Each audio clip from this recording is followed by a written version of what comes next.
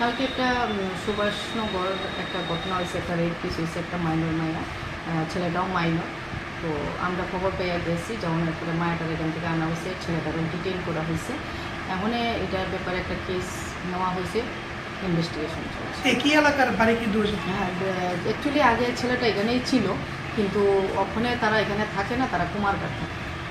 তো কী কারণে এসেছিল বা কিছু কি পাওয়া গেছে? না, এমন কোনো কিছু, এখন ইনভেস্টিগেশন চলছে। কেন, মানে কী কারণে কিছু পাওয়া যায়নি এখন? না, ইনভেস্টিগেশনের পার্ট রয়েছে, জাস্ট কেস রেজিস্টার হয়েছে। ওদের কোনো রিলেশন ছিল কি? হ্যাঁ, তারা রিলেশন, তারা নিজেরা রাত দিয়ে।